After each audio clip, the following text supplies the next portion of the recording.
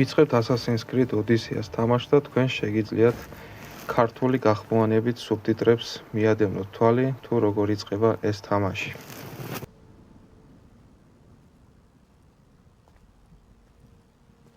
Все готово, мой царь. Скажите, Анек, ты ходил с сыном на рыбалку? Нет, мой царь. Мне довелось познать только жизнь солдата. Я бы хотел порыбачить с сыном. Но нам...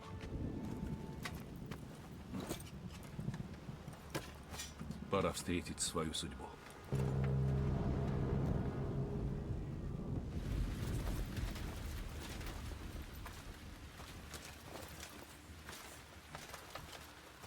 Спартанцы! Каждый вдох, что вы делали, вел к этому моменту.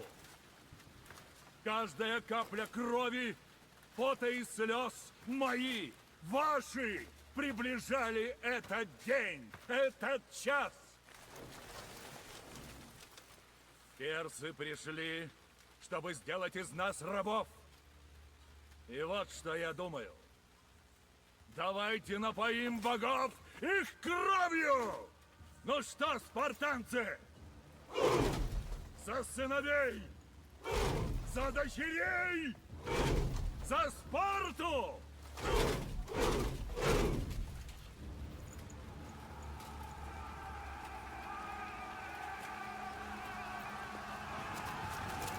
ალბათ გსმენიათ ბრძოლა 300 სპარტელის შესახებ და სწორედ ეს ბრძოლა არის ის, რომელიც ჩვენ გვსმენია, ფილმებიც არის გადაღებული ამ ბრძოლის შესახებ. სპარტელები და ბერძნები შეკავშირდნენ, რომ წინააღმდეგობა გაეწიათ სპარსელებისთვის, რომლის მეფე იყო ქსერქსე. ისინი რამოდენიმე დღე უმკლავდებოდნენ სპარსებს. მათ შეიტყვეს მთის ვიწრო ადგილებში, რომ იქ უკეთესად უწევდნენ წინააღმდეგობას სპარტელები და შემდეგ გეტყვით კიდევ რა ხდება. ახლა გადავიდეთ let's play რეჟიმში. აქ ჩვენ უნდა დავამარცხოთ ეს მონიშნული ადამიანები. შეგვიძლია რამოდენიმე უნარი გამოვიყენოთ ციფრების გამოყენებით, პირველი, მეორე, მესამე, მეოთხე. ეს მესამე ხარისგარბენი ქვია ამას. ახლა მეოთხესაც გამოვიყენებ, აგერ ეს არის განრისხება, ასე ვთქვათ. ძალიან განრისხდეთ, ასე ვთქვათ და ეს ერთი დავამარცხეთ. ახლა გადავიდეთ კიდევ სხვა უნდა დავამარცხოთ, რომელიც მონიშნული არის. არ არის აუცილებელი ყველას ვებრძოლოთ. ორიანის ციფრის გამოყენებით შეგვიძლია გადავაგდოთ ეს კლიდან, აი ესე. და კიდევ ბოლო დაგვრჩა. არ არის აუცილებელი ყველა დავამარცხოთ. მარტო ეს მონიშნულებია საჭირო. ამას კლიდან ვერ გადავაგდებთ, შორს არის, ამიტომ მოდი ასე ნელ-ნელად დავამარცხოთ. ესე. და დაგვრჩა ბოლო, რომელიც კლდის ქიმზე დგას. ნახოთ რა ხდება და ვინ არის ეს. ჩვენ ვასრულებთ ამ დროს მეფე ლეონიდასის როლს. სპარტელთა მეფე ლეონიდასი ვართ ამ წუთას, თუმცა შემდეგ სხვა გავხდებით და ვებრძვით ყურუში თუ ყურუში, როგორც გინდათ ისე დაარქვით ამ მებრძოლს. სპარსელების, რა ვიცი, ალბათ ერთ-ერთი ძლიერი მებრძოლი არის. ქსერქსეს ყველაზე ალბათ საყვარელი მებრძოლი არის. თან საუბრობენ, აი, ჩხუბის დროს საუბრობენ. ქსერქსეს წინაშე ყველა ქეთს მოიხვის. ამას იძახის ყურუში. ლეონიდასი ამბობს, ნუ ლაყბობ, მოდი ვიჩხუბოთ და გავჩერდები ახლა და დავხტოვებთ უყურეთ ამ ბრძოლას. Они скорее умрут! თან უცებ გეტყვით აი სპეისის მეშვეობით შეგვიძლია ავიცილოთ ხოლმე დარტყმები, ოღონდ ეს სწორ დროს ზუსტად იმ დროს უნდა დავაჭიროთ, როცა აი წამების სიზუსტით. ადრე თუ დავაჭერთ, შეიძლება მაინც მოხვდეს. გვიან თუ დავაჭერთ, ხო ისედაც მოხვდება. და კიდევ აი შრიფტთან ერთად მაუსის მარცხენა ღილაკზე დაჭერით, შეგვიძლია უფრო ძლიერად დავარტყათ. ასე დავამარცხეთ ეს ყუროში. თუ ყუროში როგორც გინდათ. ეს არის მეფე ლეონიდასი ახლა. და რა ხდება? მეფე ლეონიდასი საბოლოოდ დამარცხდა სპარსელებთან, იმიტომ რომ მას უღალატეს. მოღალატე მას აჩვენა მეფე ქსერქსეს აჩვენა ის ვიწრო ბილიკები, საიდანაც მათ ზურგიდან მოუარეს 300 სპარტანელს და მოიწყვიეს, ასე თქვათ, იმ ორივე მხრიდან 300 სპარტანელი და საბოლოოდ ისტორიულად 300 სპარტელი დამარცხდა თავის მეფე ლეონიდასთან ერთად. Вы будете полностью окружены. Мы спартанцы. Нам не привыкать. Спартанцы. Тьфу. Это слово забудут. ეს მოღალატე არის, Сотрёт ваш народ с лица. რომელსაც უღალატა მეფე ლეონიდას. Это был день, который персы не смогут забыть. Вперед! А завтра будет день, который запомнит всяк живущий. აი შუბი, ამას მივაქციოთ ყურადღება. თუ იმ ბრძოლაში ალბათ ბევრი შუბი დავარდებოდა, გატყდებოდა და აი ეს ლეილა ჰასანი ეძებს აი მეფე ლეონიდასის ლეგენდარულ შუბს. Надо же, Лейла. ჩვენს დროში Думаешь, უკვე то და самое იპოვა. копье? Ну, конечно. Книга лежала буквально на нем. Впервые в жизни мне так повезло.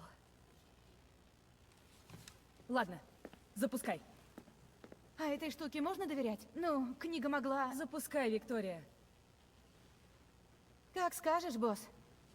Сейчас включу.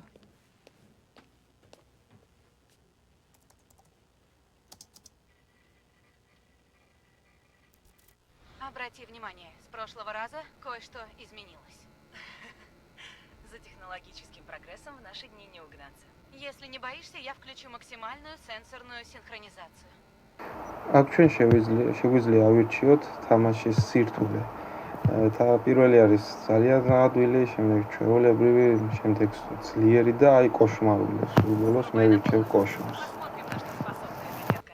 Правильно, если играть, то по-крупному. Но если будет слишком напряженно, я всегда могу изменить настройки. Тут показано, აქ კიდევ ორი რეჟიმი გვაქვს, გმირის რეჟიმი და მკვლევარის რეჟიმი.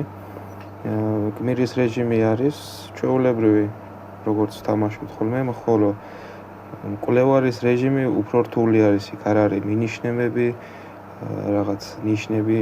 ანუ თქვენ თვითონ უნდა მიხვდეთ ყველაფერს, თქვენ თვითონ უნდა გამოიკლიოთ.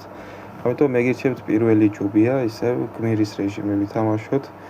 საინტერესო არის უფრო და არ არის რთული, არ არის. я не собираюсь ამიტომ არ გვინდა გართულება, Как скажешь. ჩვეულებრივად Если ვითამაშოთ. требуешь, дай знать. Послушай, Лейла, пока ты еще здесь. Если автор книги прав, то это копье может изменить все. Источник этой информации весьма ненадежен. Хоть Геродот и историк, в его трудах говорится и о магии, и о воле богов. Он не Гомер. Он был первым в мире историком. Его тексты гораздо более достоверны, чем кажется. Если мы хотим найти артефакты Ису, почему бы не довериться человеку, который был знаком с их потомком? Знаю, но Доверься мне. Возможно, ты права. И копье, и книга ничего не стоят. Но если вдруг нет, нельзя позволить Абстерго выяснить это первыми. ты права, да и терять нам особо нечего.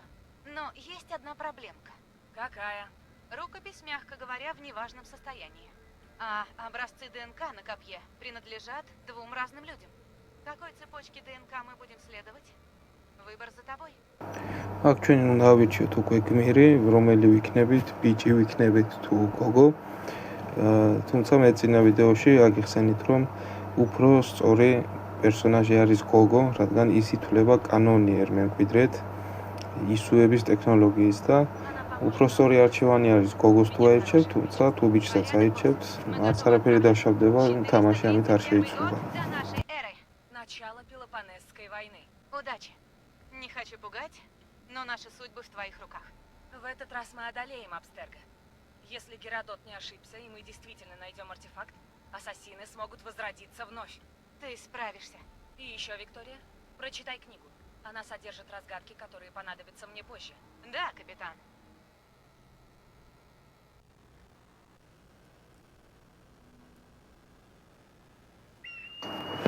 აი ასე ლეილა ჰასანმა მოირგო იმ გმირის როლი, რომელიც ავირჩიეთ, მე გოგო ავირჩიე, კასანდრა და ახლა იწყება თამაში, ასე თქვა და ვიქნები კასანდრა. შეიძლება ვინმე ალექსიოსი აერჩიოს, არა პრობლემა. უბრალოდ უფრო რეალური არის ისე, როგორც თამაში არის დაწერილი. წესით უნდა იყოს გოგო, რადგან ის ითვლება აი ამ არტეფაქტების ცველად, შთაომავლობით, უფრო კანონიერ შთაომავლად. ახლა უკვე გადავდივართ იმ ომიდან, დაახლოებით 50 წლის შემდეგ ხდება ეს ყველაფერი, რაც ახლა იწყება ამ თამაში. როგორც ვთქვით, იმ დროს მეფე ლეონიდასი სპარსელებთან ომში დამარცხდა. ის შუბი, რომელიც მას ჰქონდა, დაიმტვრა, დაიკარგა და ლეილა ჰასანი ირგებს ხვის მეხსიერებას, ამ შემთხვევაში კასანდრას მეხსიერებას და გადადის წარსულში და ახლა აგერ ვნახოთ, რას აკეთებს კასანდრა და როგორ ვითარდება თამაში.